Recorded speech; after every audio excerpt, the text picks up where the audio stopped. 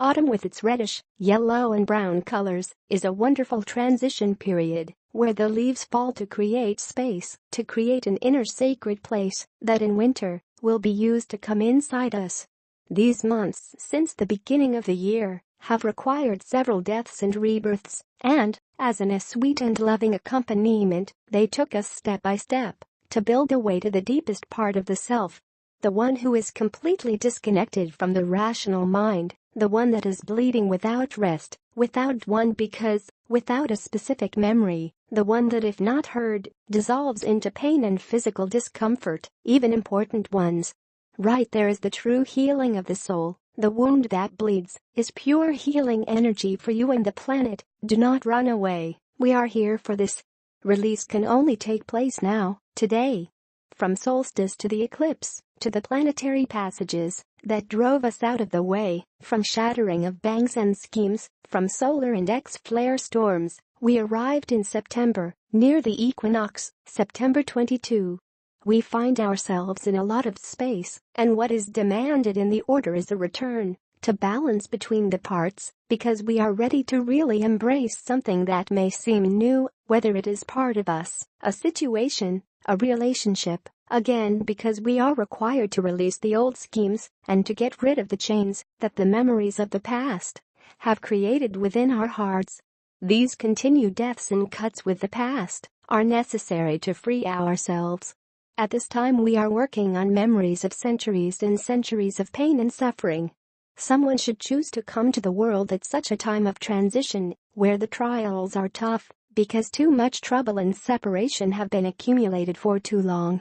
These memories are present in our cells, in our DNA, and just as nasty as those who lived this year could spit on them, they are the most irrational and unconscious part, the only one that can really make us go back to the essence, where we will find peace and evolution without ever feeling separated from us or from others.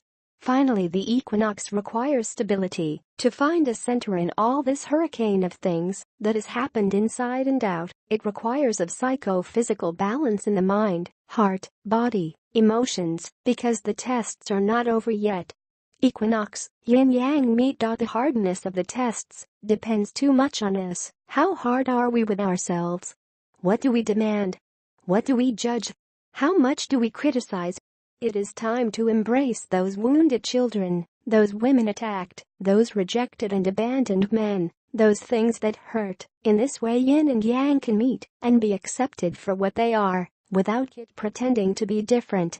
The game of life is, in fact, an eternal game and transformation of yin and yang that meet in a dynamic equilibrium. One turns into the other continually in a cycle of expansion and contraction. We contract and then expand. But after an expansion can only happen a contraction, as after summer comes winter, after the day comes the night, after the moon rises the sun, and so on. We must learn to dance with it, to accept that the balance is dynamic, that light enters the shadow to shine more, and then come back, to learn more and more. Why don't we accept the nature of things?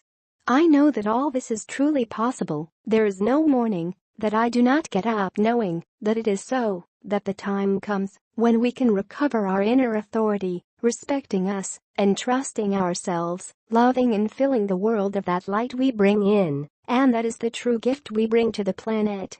Recognize the beauty we bring in. Authenticity is the greatest gift, vulnerability its most harmless weapon. We are all sailing in the same sea.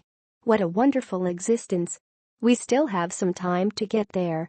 View in Equinox Navigators.